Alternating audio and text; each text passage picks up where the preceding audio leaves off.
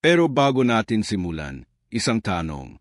Ano ang gagawin mo kung ikaw ang tanging taong makakaintindi sa lihim na $500 mdl? Ero ikaw lang ang kasambahay. Kabanata 1. Yenji hindi inaasahang sandali.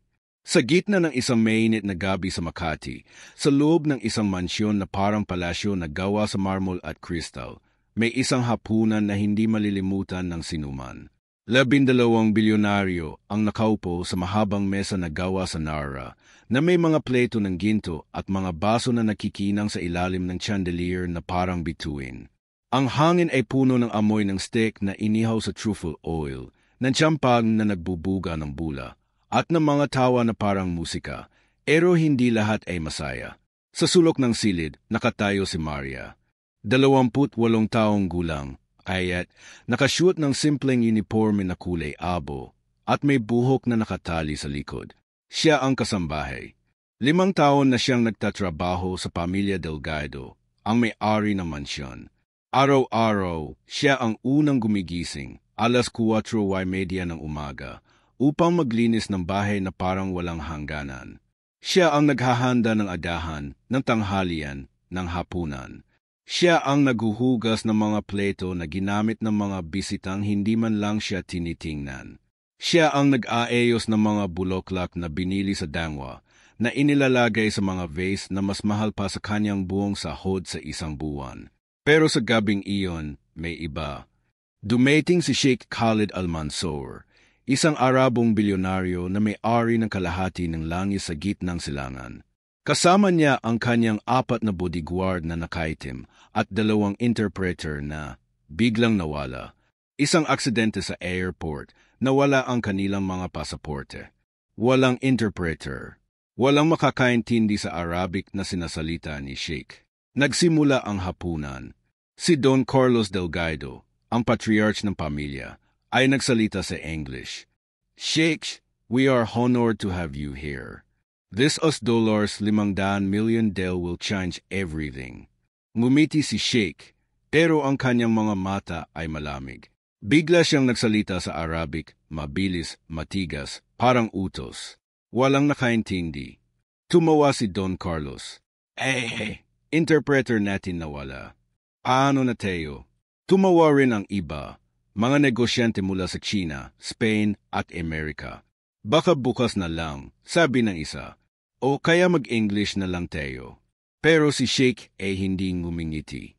Muling nagsalita siya sa Arabic, mas malakas. Kung walang makakaintindi sa akin sa loob ng 5 minuto, kanselado ang deal. At may magbabayad ng $50 million penalty. Tahimik ang buong silid. 5 minuto. $50 million. Parang bomba na may orasan. Bigla may isang mahinang boses mula sa sulok. Sir, naintindihan ko po ang sinabi niya. Lahat na paling. Si Maria. Nakatayo pa rin siya, hawak ang tray ng champagne.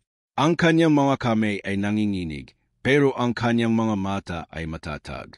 Sabi to ni Sheikh, kung walang makakaintindi sa kanyang kondisyon, hindi lang kanselado ang deal. May magbabayad ng $50 million. At may isang tao sa silid na ito na hindi dapat narito. Tumawa si Don Carlos. Maria, ano ka ba? Umayos ka na. Kasambahay ka, hindi interpreter. Tumawa rin ang iba. Baka nagkamali ka lang ng salita. Nga, baka salamat lang ang alam mo sa Arabic. Pero si Sheikh ay hindi tumawa. Tumingin siya kay Maria. Metagal. Arang may nakita siya sa kanyang mga mata.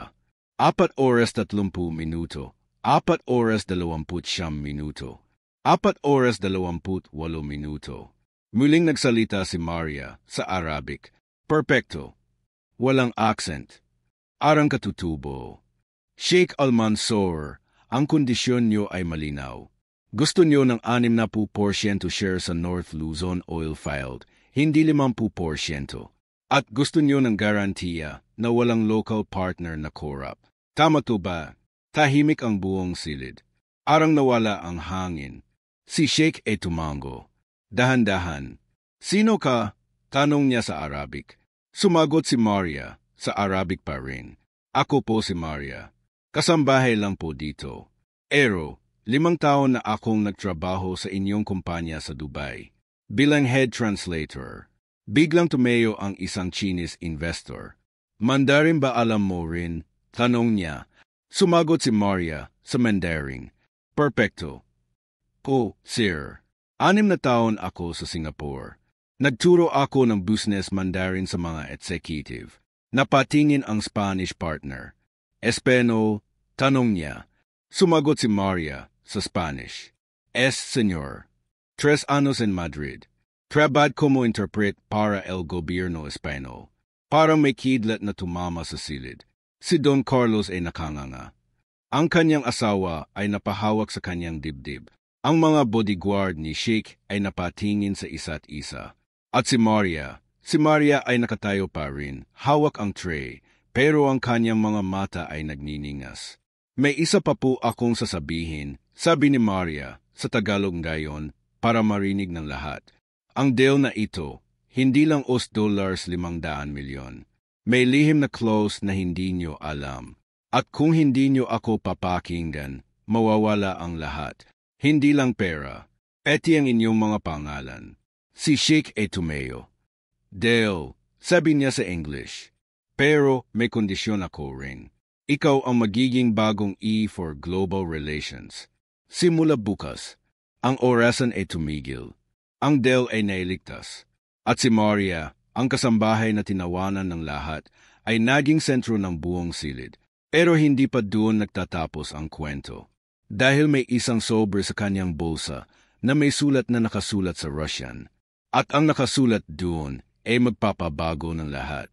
Ang gabi ay hindi pa tapos. Pagkatapos ng hapunan, si Maria ay tinawag ni Don Carlos sa kanyang opisina. Maria, bakit hindi mo sinabi? Tanong niya, ang boses ay nanginginig. 5 taon kang kasambahay dito. 5 taon kang naglilinis ng bahay ko. Nagluluto. Naguhugas. At ikaw pala ang dating head translator ng Almansor Group. Bakit? Si Maria ay ngumiti, ngiti na puno ng lungkot. Sir, dahil walang naniniwala sa akin. Noong bumalik ako sa Pilipinas, wala akong pera. Namatay ang nanay ko. Walang trabaho. Kahit may master's degree ako sa linguistics, walang kumpanyang tumanggap. Sabi nila, overqualified ka. Kaya, naging kasambahay na lang ako. Inilibing ko ang talento ko. Hanggang ngayon. Pero may higit pa. Habang nagsasalita si Maria, may isang lalaking nakatayo sa labas ng opisina, isang lalaking hindi kilala ng sinuman. Nakaitim. May tattoo sa leeg na parang simbolo ng isang organisasyon. At sa kanyang kamay, may cellphone na may mensahe. Target acquired. The linguist is back. Sa labas ng mansyon, may isang itim na van na nakaparada. Sa loob, 4 na lalaki ang nanonood sa CCTV ng bahay.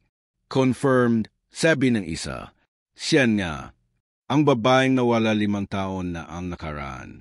Ang nag-iisang tao sa mundo na marunong magbasa ng Code Omega, ang lihim na wika ng mga bilyonaryo. Samantala, sa loob ng mansyon, si Sheikh ay lumapit kay Maria. You saved my life tonight, sabi niya sa Arabic. Pero may alam ako na hindi mo alam.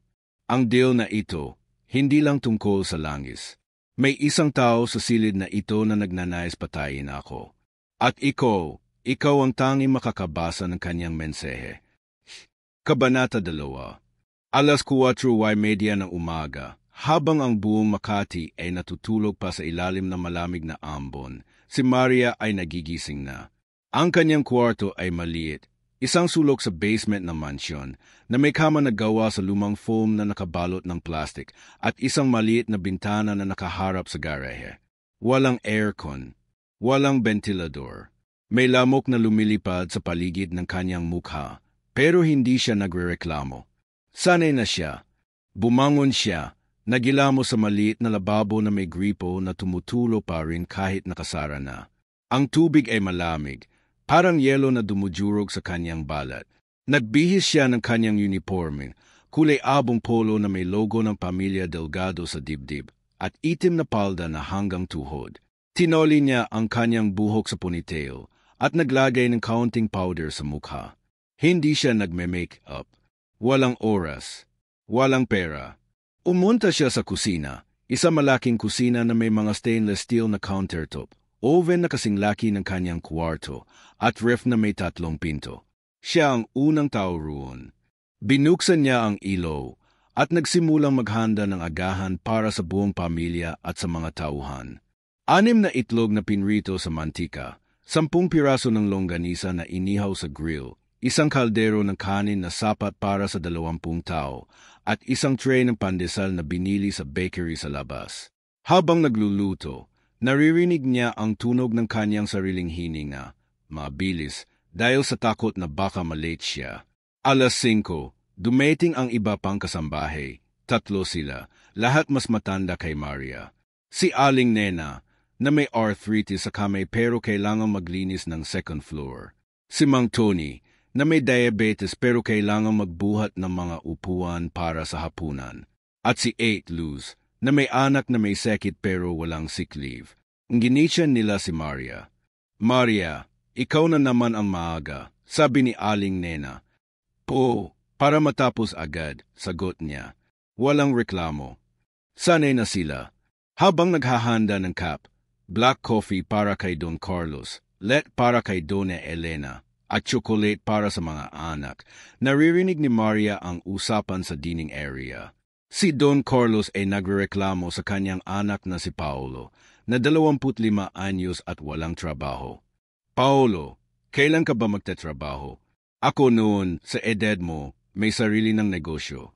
Si Paolo ay sumagot ng matigas. Pa, hindi naman lahat kagaya mo. Mayaman ka na eh. Si Dona Elena ay sumingit. Hayaan mo na, Carlos. Baka mag-artista na lang siya. Tawa sila. Si Maria ay nakikinig habang nag-aayos ng mga plato. Hindi siya nagsasalita. Hindi siya kasali. 6:00, nagsimula ang paglilinis. Si Maria ay nagwawalis ng buong first floor, ang sala na may carpet na imported mula sa Persia, ang hallway na may mga painting na nakakahalaga ng milyon, at ang grand staircase na may 32 steps. Habang nagwawalis, nakikita niya ang kanyang sarili sa salamin, payat, maputla, may mga pasa sa kamay mula sa pagbubuhat ng mabibigat na bagay.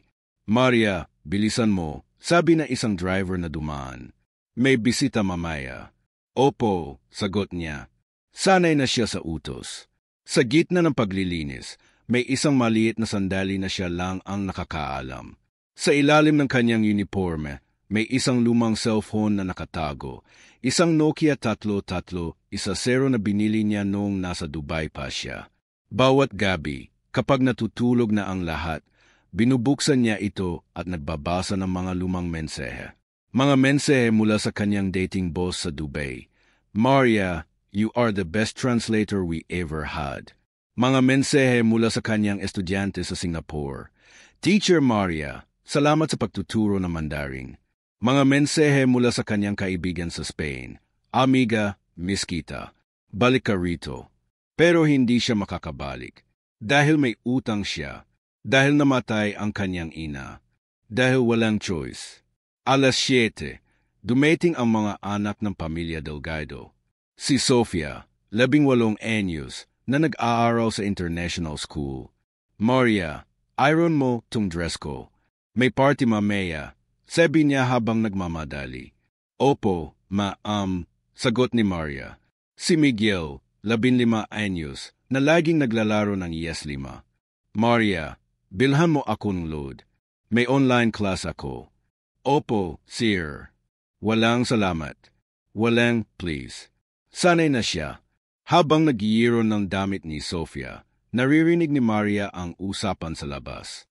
Si Dona Elena ay nagrereklamo sa kanyang kaibigan sa phone.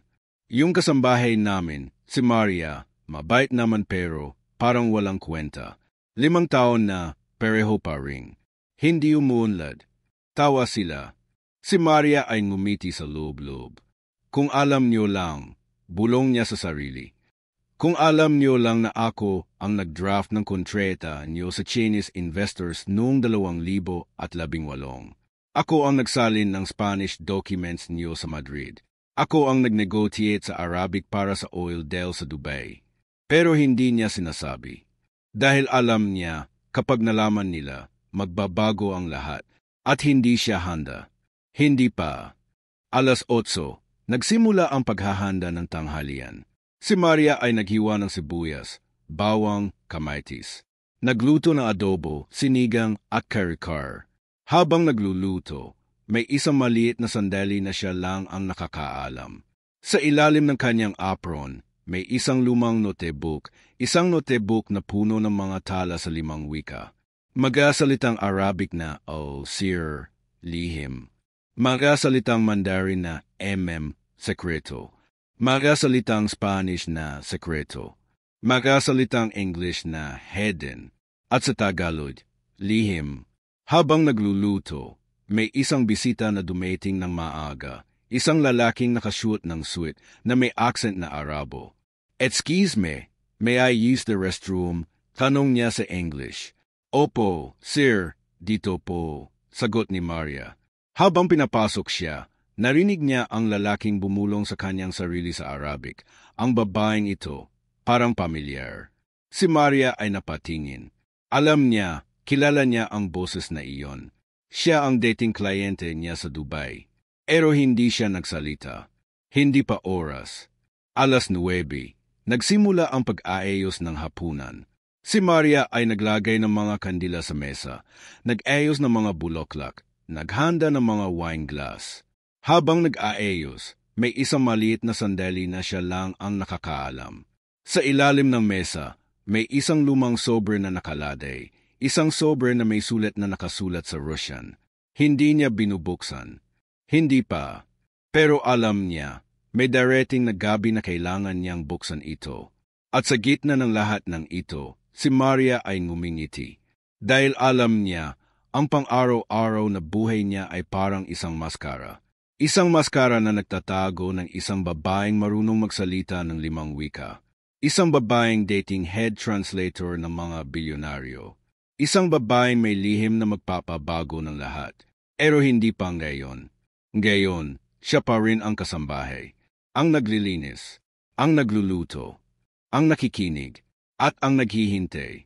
Pahina 1 ng 2, patuloy. Habang naglilinis ng second floor, si Maria ay dumaan sa kwarto ni Paolo. Nakabukas ang laptop niya. May email na nakabukas. "Paolo, we need the translator for the Arabic deal. The one from Dubai. Maria Santos. Find her." Si Maria ay napahinto. Alam niya, siya iyon. Siya si Maria Santos. Pero hindi siya nagsalita. Isinara niya ang pinto at nagpatuloy sa paglilinis. Sa banyo, habang nagpupunas ng salamin, nakita niya ang kanyang sarili. "Maria Santos," bulong niya. "Deti, ikaw ang nagdidikta ng mga kontrata. Ngayon, ikaw ang nagpupunas ng salamin." Tawa siya sa loob-loob. Pero may lungkot. Dahil alam niya, ang kanyang ina ay namatay nang walang alam sa kanyang nakaraan. Ang kanyang mga kapatid ay nasa probinsya, naghihirap. At siya ay nandito, nagtatago. 10:00, dumating ang mga bisita para sa tanghalian. Mga negosyante, mga politiko, mga artista. Si Maria ay nag-serve ng pagkain. "Salamat," sabi ng isang sikat na actress. Si Maria ay ngumiti. "Walang anuman po." Pero sa loob-loob, iniisip niya, kung alam niyo lang na ako ang nagsalin ng script niyo sa Spanish nung nasa Madrid kayo. Habang nag-serve, naririnig niya ang usapan. Yung deal sa Arabic, paano na? Tanong ng isa. "Wala tayong interpreter," sagot ni Don Carlos. "Baka kanselahin." Si Maria ay ngumiti. Alam niya, hindi kanselahin. Dahil siya ang interpreter. Pero hindi pa oras. 11:00, naglinis siya ng garahe. May 5 sasakyan, Mercedes, BMW, Lamborghini. Habang nagpupunas, may isang driver na lumapit. "Maria, pwede ba akong magpahinga? Masakit ang likod ko." "Opo, kuya, ako na lang," sagot niya. Sanay na siya sa pagbubuhat ng mabibigat. Sanay na siya sa sakit. Sa gitna ng paglilinis, may isang maliit na sandali na siya lang ang nakakaalam. Sa ilalim ng kanyang uniforme, may isang lumang ay mula sa Almansor Group. Maria Santos, Head Translator, Dubai Branch. Hindi niya itinatapon. Dahil alam niya, darating ang araw na kailangan niya ito. At habang naglilinis, may isang tawag sa cellphone niya, ang lumang Nokia. Isang mensahe mula sa isang numerong hindi kilala. Nakasulat sa Arabic, Maria, bumalik ka na. Kailangan ka namin. Ang code Omega ay nagising na. Si Maria ay napatingin sa paligid.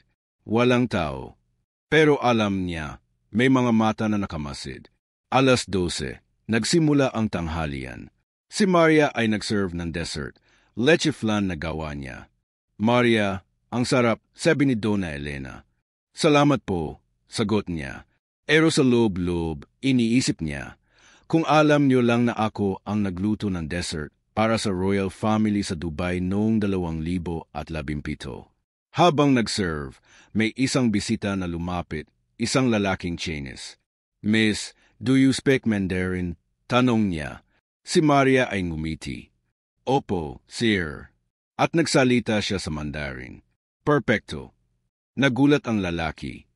Ikaw, kasambahay, tawa siya. Oh. Pero hindi niya sinabi ang buo. At sa gitna ng lahat ng ito, si Maria ay naghihintay. Naghihintay ng sandali. Naghihintay ng gabi. Naghihintay ng hapunan na magpapabago ng lahat. Kabanata 3, Yenji pang-iinsulto essay harap ng lahat. 7:00 ng gabi, ang buong mansyon ay parang isang kaharian na nagising sa liwanag ng mga chandelier na nakikinang na parang libu-libong bituin. Ang hapagkainan ay handa na. Isang mahabang mesa na gawa sa Nara na may mga upuang gawa sa ginto, mga plato na imported mula sa Italy, at mga kutsara na may inisyal ng pamilya Delgado. 12 bilyonaryo ang naroon. Bawat isa ay may sariling kwento ng tagumpay, ng pera, ng kapangyarihan. Si Sheikh Khalid Al-Mansur ay nakaupo sa kanan ni Don Carlos, nakashoot ng puting thobe na may gintong borda, at ang kanyang mga mata ay matalim na parang agila. Sa kaliwa ay si Mr. Li Wei, isang Chinese tycoon na may-ari ng kalahati ng electronics sa Asia. Sa tapat ay si Senor Javier Ruiz, isang Spanish magnate na nagmamay-ari ng mga vineyard sa Europe. At sa iba pang upuan ay mga Amerikano, mga Hapon, mga lokal na negosyante. Lahat sila ay may hawak na baso ng champagne na nagkakahalaga ng libu-libong piso bawat boat. Si Maria ay nakatayo sa sulok, hawak ang isang silver tray na puno ng mga appetizer, caviar sa maliit na toast, foie gras na inilagay sa crystal spoon, at mga prawn na inihaw sa garlic butter. Ang kanyang uniforme ay malinis, pero may mga mansa na ng pawis sa likod dahil sa init ng kusina. 5 oras siyang naghanda para sa hapunang ito, naghiwa ng mga gulay na parang sining, nagmarinate ng karn na parang ritual, nag-ayos ng mga dessert na parang obra maestra. Pero walang nakakaalam. Walang nagpapasalamat. Siya lang ang kasambahay. Nagsimula ang hapunan. Si Don Carlos ay tumayo, hawak ang kanyang baso. Mga kaibigan, mga kasosyo, salamat sa pagdalo sa gabing ito.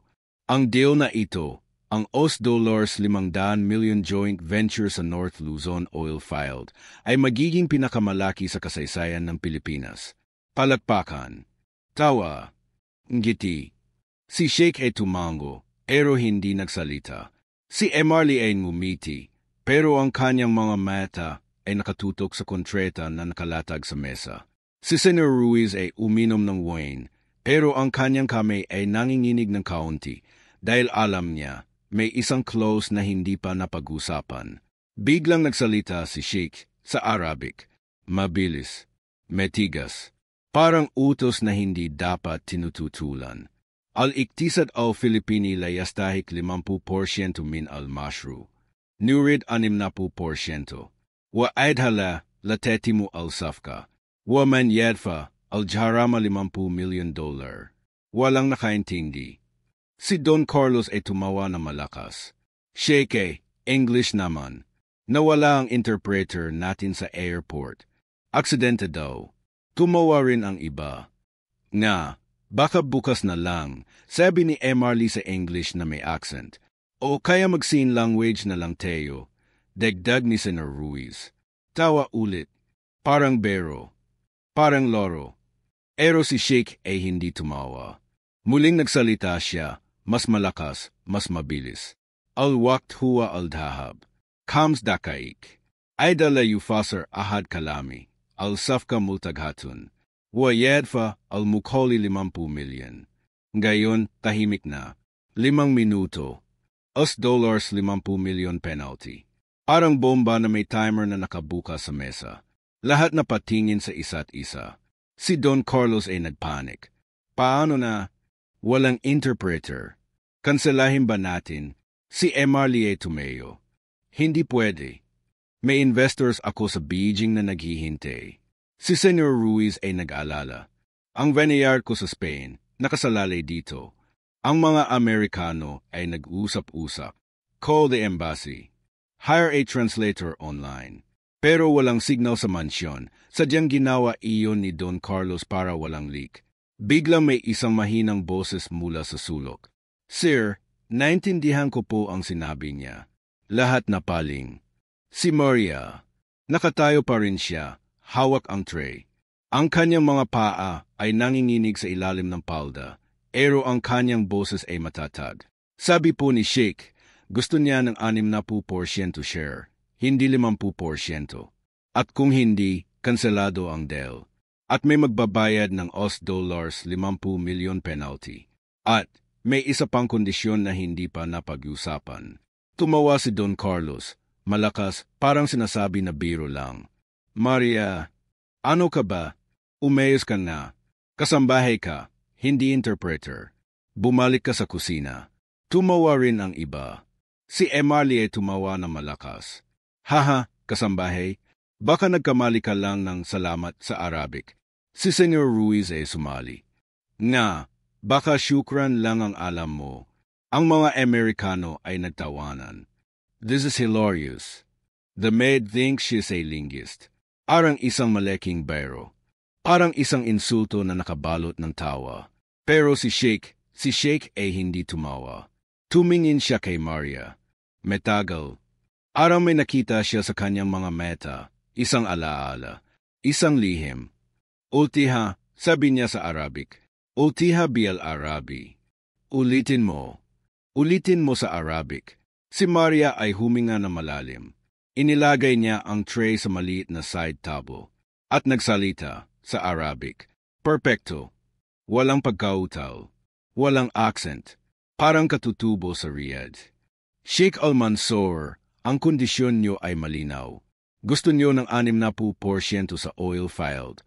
Gusto niyo ng garantiya na walang corruption sa local partners. At gusto niyo ng clause na kung may breach, ang penalty ay $50 milyon na babayaran ng may sala. Tama po ba? Tahimik ang buong silid. Parang nawala ang oras. Si Don Carlos ay nakanganga. Ang kanyang baso ay nahulog sa mesa. Nagbasag ng kristal. Si Emarlie ay napahawak sa kanyang ulo. Impossible. Bulong niya. Si Senor Ruiz ay napatingin kay Maria na parang multo. Ang mga Amerikano ay tumahimik. Ang kanilang tawa ay nawala na parang bula. Pero hindi pa doon nagtatapos ang insulto. Si Paolo, ang anak ni Don Carlos, ay tumeo. Ano to? Prank ba to? Kasambahay natin. Marunong mag-Arabic? Baka naka-YouTube lang yan. Tawa ulit ang iba, pero mas mahina na. Mas nervyos. Si Dona Elena ay sumigaw. Maria, paano mo nalaman yan? Magnanakaw ka ba ng kontreta? Parang akusasyon. Parang pang-iinsulto na mas malalim. Biglang tumeo si Emarlie. Mandarin ba alam mo rin? Tanong niya sa Mandarin. Sumagot si Maria sa Mandarin. Po, sir. 6 na taon ako sa Singapore. Nagturo ako ng business Mandarin sa mga executive ng inyong kumpanya. Napatingin si Senor Ruiz. Espanol. Tanong niya sa Spanish. Sumagot si Maria sa Spanish. Señor. 3 años en Madrid. Fui interpret para el gobierno español en negotiations con Filipinas. Parang domino na bumagsak ang lahat ng tawa. Ang insulto ay naging katahimikan. Ang katahimikan ay naging takot. Si Don Carlos ay tumayo, pulang-pula ang mukha. Maria, aano mo nalaman lahat yan? 5 taon kang kasambahay dito. Naglilinis ka lang. Nagluluto. Paano ka marunong? Parang galit. Parang takot. Parang kahihiyan. Pero si Maria ay hindi umetras. Sir, dahil hindi niyo po ako tinanong. Hindi niyo po ako pinakinggan. 5 taon akong tahimik. 5 taon akong nagtatago. Pero ngayon po ang oras. Si Sheikh ay tumayo. No, sabi niya sa English. She is the translator from Dubai. Maria Santos. I remember her. At tumingin siya kay Maria na parang isang reyna na nawala at bumalik. Ang insulto ay naging katahimikan. Ang katahimikan ay naging pagkilala. At si Maria, ang kasambahay na tinawanan ng lahat, ay naging sentro ng buong hapunan. Pero ang timer ay hindi pa tapos. At may isang lihim pa na hindi pa nabubunyag. Kabanata 4. Ikatapos ng timer na tumigil sa 0, ang buong silid ay parang isang larawan na nagyelo sa oras, ang mga baso na nakataas, ang mga bibig na nakabuka, ang mga mata na nakatutok kay Maria na parang siya ang bagong hari ng hapunan. Si Sheikh Khalid Al-Mansour ay ngumiti pa rin. Ang kanyang mga kamay ay nakapaloob sa isa't isa na parang nagdarasal, habang si Don Carlos Delgado ay nakaupo na parang natalo sa loto ngunit hindi makapaniwala. Si Mr. Lee Wei ay nakahawak pa rin sa kanyang cellphone na may screen na nagpapakita ng isang email na urgent, Find Maria Santos. Si Senator Javier Ruiz ay uminom ng tubig na parang wine dahil ang kanyang lalamunan ay tuyo sa pagkabigla. At si Maria ay nakatayo pa rin sa sulok. Hawak ang tray na ngayon ay walang laman. Ang kanyang mga mata ay matatag na parang bato sa gitna ng bagyo. Biglang nagsalita si Sheikh sa Arabic muna para lang kay Maria. Maria Santos, 5 taon na akong naghahanap sa iyo. Noong nawala ka sa Dubai, nawala rin ang pinakamahusay na translator ko. Aano ka napunta rito bilang kasambahay? Sumagot si Maria sa Arabic pa rin. Mabilis at matatas na parang tubig na umaagos sa ilog. Sheikh, dahil sa trahedya. Namatay ang nanay ko. Walang pera. Walang choice. Pero ang wika, hindi nawawala. Ito ang sandeta ko. Pagkatapos, lumingon siya kay Mr. Lee sa Mandarin. Sir Lee, noong 2019 sa Singapore, ako ang nagsalin ng kontrata niyo sa Huawei Dell. 6 na buwan akong nagturo sa inyong executives ng business Mandarin. Salamat po sa opportunity. Si Mr. Lee ay napatayo. Ang kanyang mukha ay pula na parang kamatis. Ikaw ang Teacher May. Ang babaeng nag-save ng $200 million deal namin sa Beijing. Paano ka naging kasambahay rito? Si Maria ay ngumiti, ngiti na puno ng alaala. At nagsimula siyang magkwento. Hindi sa Tagalog pa, kundi sa 5 wika na parang isang symphony na naglalaro sa hangin. Una, sa Arabic. Sa Dubai, ako ang head translator ng Al-Mansour Group. 5 taon. Nag-negotiate ako sa mga sheikh, sa mga emir, sa mga oil tycoon. Alam ko ang bawat clause ng Sharia-compliant contracts. Pagkatapos, sa Mandarin, sa Singapore, nagturo ako sa NUS night classes. Mga ministers, lahat sila ay estudyante ko. Nag-draft ako ng bilingual agreements para sa Belt and Road projects. Sa Spanish, en Madrid, trabajé con el Ministerio de Asuntos Exteriores. Traduce documentos para Cumbres Iberoamericanas. Fui la voz de Filipinas en Europa. Sa English, in London, I consulted for the UN on multilingual diplomacy. 5 languages, 5 worlds. At sa wakas, sa Tagalog. Pero bumalik ako sa Pilipinas. Dahil namatay si nanay. Dahil may utang ako sa ospital. Dahil walang tumanggap sa akin kahit may EA ako sa linguistics. Kaya, naging kasambahay na lang ako. Habang nagsasalita siya, ang buong silid ay tahimik na parang simbahan. Si Paolo, ang anak ni Don Carlos, ay nakatingin sa kanyang cellphone, naghahanap ng Maria Santos Translator sa Google. At lumabas ang mga resulta, mga artikulo mula sa Dubai Times. Filipina genius saves US dollars is a billion oil deal. Mga post sa LinkedIn. Maria Santos, polyglot extraordinaire. Mga video sa YouTube. UN speaks translated by Maria Santos. Si Paolo ay napatingin kay Maria. 8. Ikaw pala to. Si Maria ay tumango. At nagpatuloy ang kwento sa Arabic ulit para kay Sheikh. Noong 2018, ako ang nag-draft ng unang proposal para sa North Luzon oil field. Alam ko ang bawat detalye. Alam ko ang risks. Alam ko ang secrets. Pagkatapos, sa Mandarin para kay MR Lee, ang electronics tiyop niyo sa Dell na ito, may hidden clause sa Article 7. Kung hindi aayusin, mawawala ang US dollars 100 million investment niyo. Sa Spanish para kay Senator Ruiz, el veno espano Quiplanian importar, necesita un acuerdo aduanero especial. You lo escribe hace 3 anos. Sa English para sa mga Amerikano, the ESG compliance, environmental, social, governance, I audited it myself in London. At sa Tagalog para sa lahat. Kaya po, hindi lang ako marunong magsalita ng 5 wika. Ako po ang gumawa ng kalahati ng deal na ito. Bigla may tunog ng palakpakan mula kay Sheikh. Bravo, Maria. Bravo. Sumali si MR Lee. Incredible. Si Senator Ruiz. Genio. Ang mga Amerikano. She's a legend. Kahit si Don Carlos ay napalakpak, pero ang kanyang mga kamay ay nanginginig. Maria, 5 taon kang kasambahay ko, at ikaw pala ang mastermind. Si Maria ay umiling. Sir, hindi po mastermind. Survivor lang po ako. 5 taon akong nagtago dahil sa takot. Takot na baka gamitin ulit ako. Takot na baka sundan ako ng mga dating kaaway.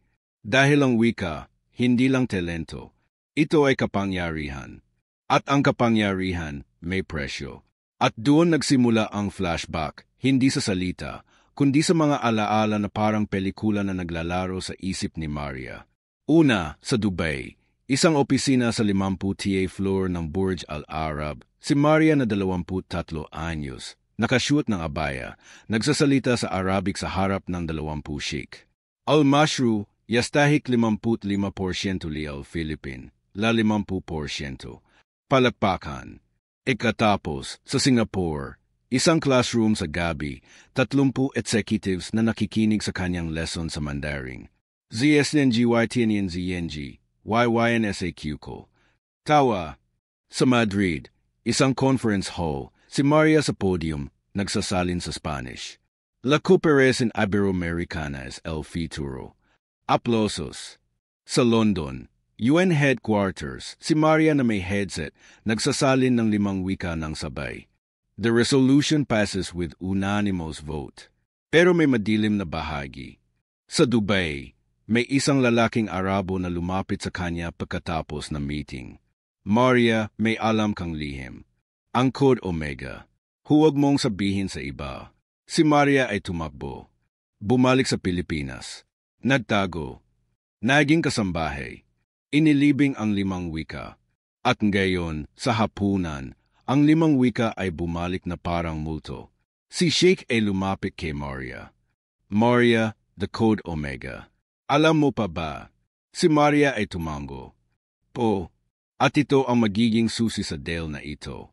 Kabanata 5. Ikatapos ng hapunan na puno ng pagkabigla at palakpakan, ang buong mansyon ay parang isang teatro na natapos na ang unang act. Ang mga ilaw ay nakapatay na sa chandelier. Ang mga plato ay nakalagay na sa dishwasher. Ang mga bisita ay umuwi na sa kanilang mga luxury car na may driver na naghihintay. Pero si Maria ay hindi pa uwi. Siya ay tinawag ni Don Carlos sa kanyang pribadong opisina sa 2nd floor. Isang silid na puno ng mga libro na hindi pa nababasa, mga trophy na gawa sa crystal, at isang malaking desk na gawa sa ebony wood na nakakahalaga ng isang bahay sa probinsya. Si Sheikh Khalid ay kasama, si MR Lee Wei, si Senator Ruiz, at ilang iba pang bilyonaryo na hindi makauwi ng walang sagot. Si Maria ay pumasok. Hawak pa rin ang kanyang tray ng gayon ay may isang sobre na ibinigay ni Sheikh. Ang sobre na nakasulat sa Russian. Si Don Carlos ay nakaupo sa kanyang leather chair. Ang mukha ay pula pa rin sa kahihiyan. Maria, umupo ka. Sabi niya, ang boses ay nanginginig na parang bata na nahuli sa kasalanan. Si Maria ay umupo, hindi sa visitor's chair, kundi sa mismong desk chair ni Don Carlos. Walang nagsalita. Si Sheikh ang gumiti. "This is your seat, no," sabi niya sa English. Si Maria ay tumango.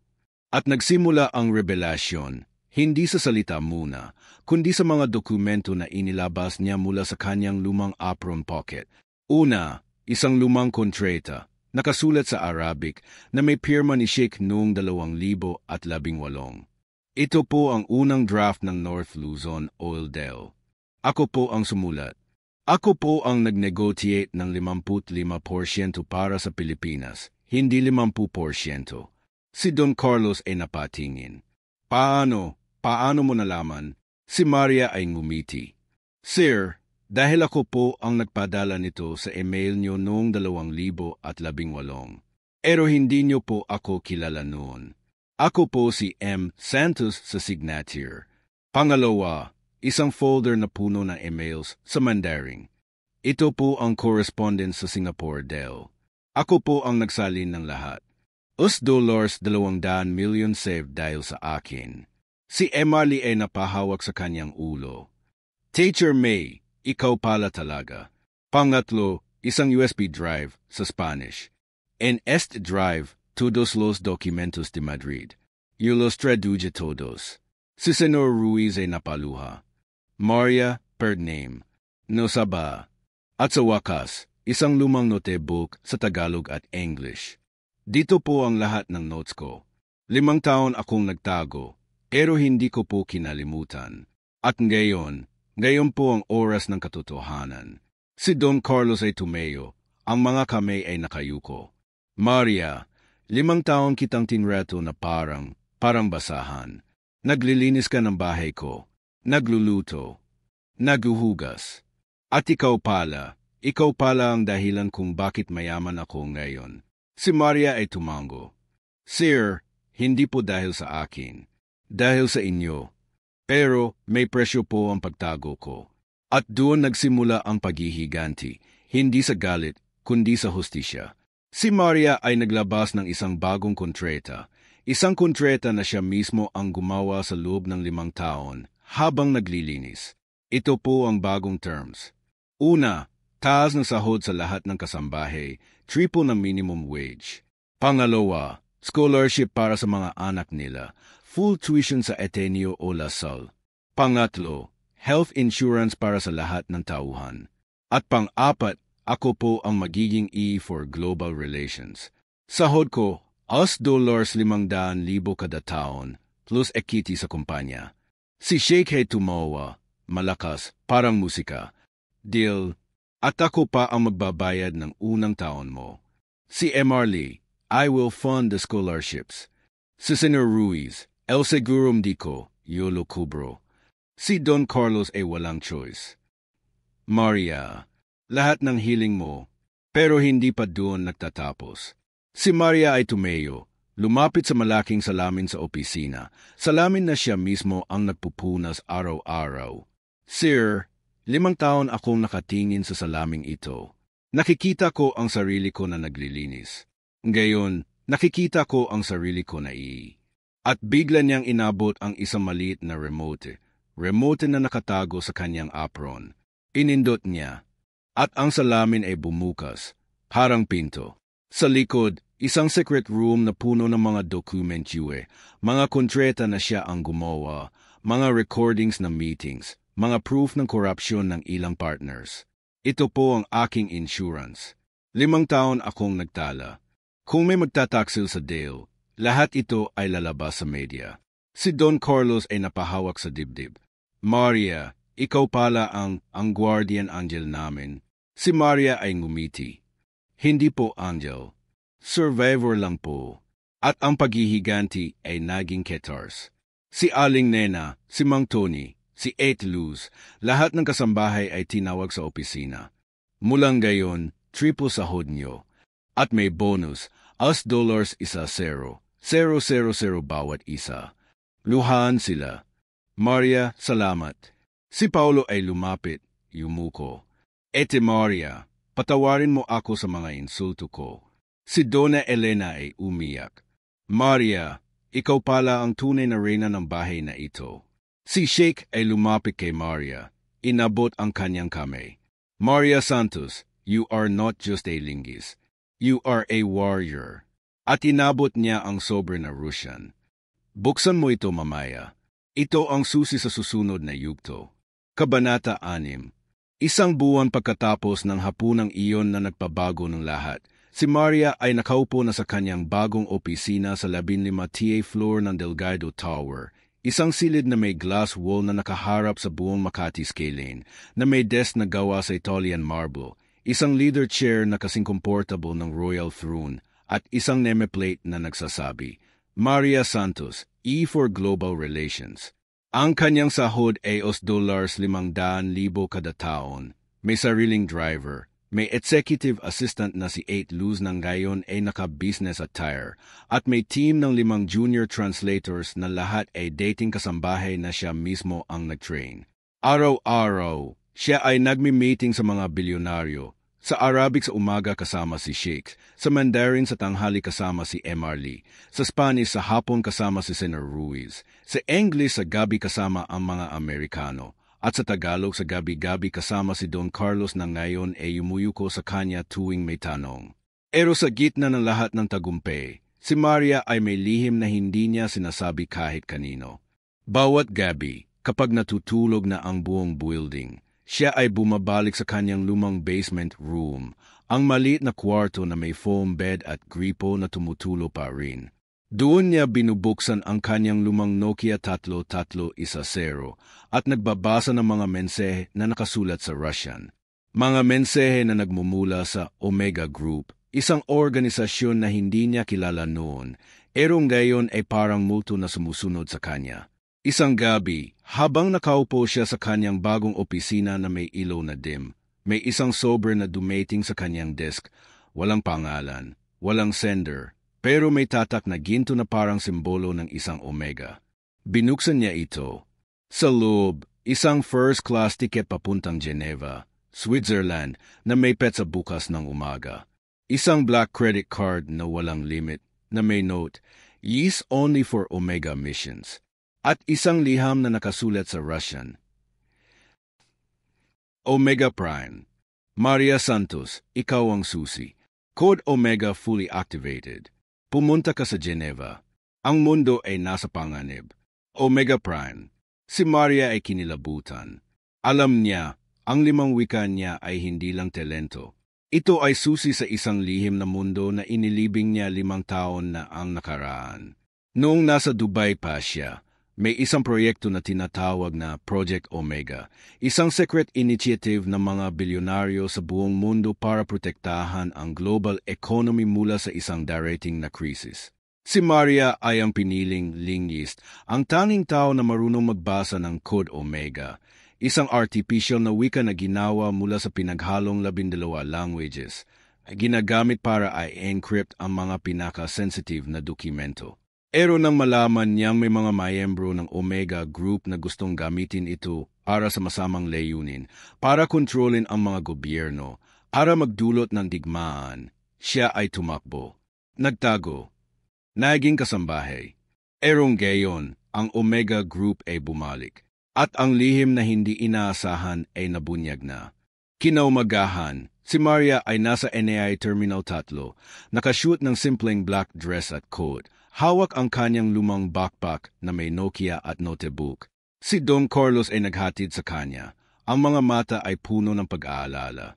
Maria, sigurado ka ba? Bakit Geneva? May meeting ba? Si Maria ay ngumiti. Sir, may personal matter po. Babalik ako sa 1 linggo. Pero sa loob-loob, alam niya, hindi siya babalik ng pareho.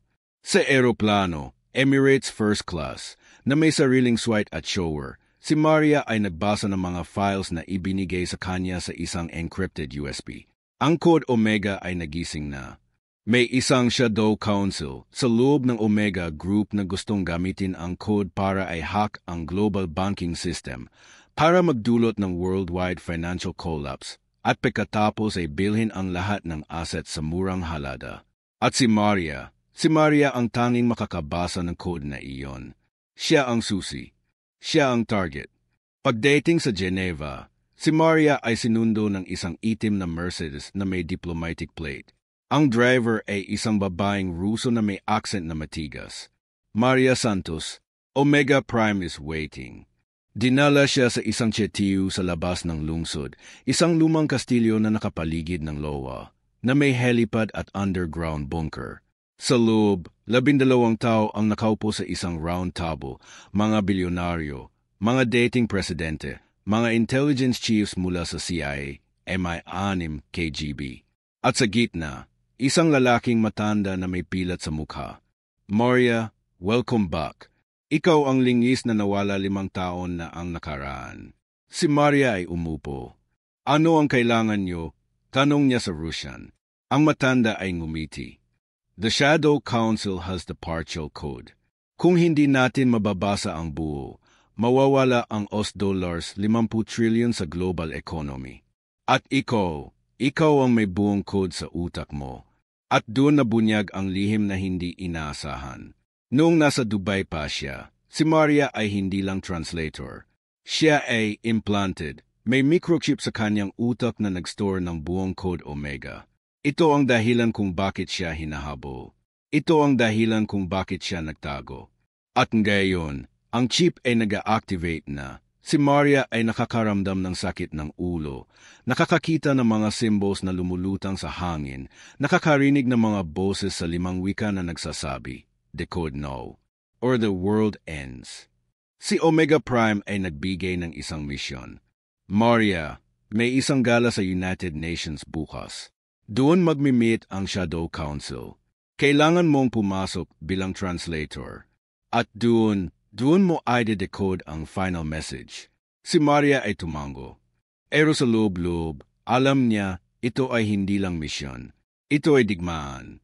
Kinaumagahan sa UN Gala, si Maria ay nakasuot ng elegant gown na ibinigay ng Omega Group na may hidden earpiece at camera. Siya ay nagsalin ng 5 wika ng sabay, Arabic para sa Middle East delegates, Mandarin para sa China, Spanish para sa Latin America, English para sa West, Russian para sa East. Pero habang nagsasalita, ang chip sa kanyang utak ay nag-activate. Nakita niya ang Shadow Council, 5 tao na may tattoo ng Omega sa league. At ang kanilang leader ay si Paolo, ang anak ni Don Carlos. Si Paolo ay lumapit kay Maria, ngumiti. 8. Surprise! Ako ang bagong miyembro ng Shadow Council. At ikaw ang magiging susi namin para kontrolin ang mundo. Si Maria ay napatingin sa kanya. Paolo, bakit? Sumagot si Paolo sa Russian. Dahil sa pera. Dahil sa kapangyarihan. At dahil ikaw ang nagbigay sa akin ng idea. Pero si Maria ay handa na. Gamit ang code Omega, siya ay nag-activate ng counter code, isang virus na magpapahinto sa lahat ng bank transactions ng Shadow Council. Paolo, mali ka. Ang wika ay hindi para sa digmaan. Ito ay para sa kapayapaan. At pinindot niya ang isang boton sa kanyang earpiece. Biglang nawala ang ilaw sa buong UN Hall. Mga screen ang nag-flash ng code Omega. Mga bank accounts ng Shadow Council ay na-freeze. Mga assets ay na-seize. At si Paolo ay nairesto ng Swiss police na kasama ng Omega Group. Sa wakas ng gabi, si Maria ay nakaupo sa lowa ng Geneva. Hawak ang kanyang lumang notebook. Ang chip sa kanyang utok ay na-deactivate na permanently. Ang code Omega ay nawala na. Pero ang 5 wika niya ay nandiyan pa rin. May isang huling mensahe sa kanyang Nokia. Mission accomplished. You are free. Omega Prime. Si Maria ay ngumiti. Salamat. Pero may bagong misyon ako. Babalik ako sa Pilipinas. At doon ko ituturo ang 5 wika sa mga kasambahay. Para walang ibang magtago. At habang lumilipad pabalik si Maria sa Pilipinas, alam niya, ang lihim na hindi inaasahan ay naging simula ng isang bagong kwento. Kwento ng isang dating kasambahay na naging tagapagligtas ng mundo. Pagbalik sa Manila, si Maria ay nagbukas ng isang academy, Santos Polyglot Institute, para sa mga kasambahay, drivers, security guards. Libre ang tuition. 5 wika ang itinuturo: Arabic, Mandarin, Spanish, English, Russian. At ang unang estudyante, si Aling Nena, si Mang Tony, si 8 Luz. Maria, salamat, sabi nila.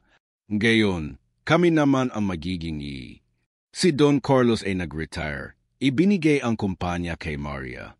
Si Sheikh, si M.R. Lee, si Senator Ruiz ay naging investors ng Academy. At si Paolo, nasa kulungan, naghihintay ng trial. Isang araw, may isang batang kasambahay na lumapit kay Maria. Paano po maging katulad niyo? Si Maria ay ngumiti. Matuto ka ng wika, magtago ka ng talento. At kapag dumating ang oras, gamitin mo ito para sa kabutihan. At sa gitna ng lahat ng ito, si Maria ay may bagong lihim, isang lihim na hindi inaasahan kahit niya. Siya ay buntis. Ang ama, isang dating kliyente sa Dubai na ngayon ay miyembro ng Omega Group na naging kaibigan niya. At ang anak niya ay magmamana ng 5 wika mula sa sinapupunan. Ang kwento ni Maria ay hindi pa tapos. Ito ay nagsisimula pa lamang, kwento ng isang babaeng dating kasambahay na naging tagapagligtas ng mundo, na naging ina ng susunod na henerasyon ng mga polyglot warriors. At sa bawat gabi, si Maria ay nagdadasal sa 5 wika. Salamat sa lihim na hindi inaasahan. Dahil ito ang nagbigay sa akin ng buhay na hindi ko inasahan.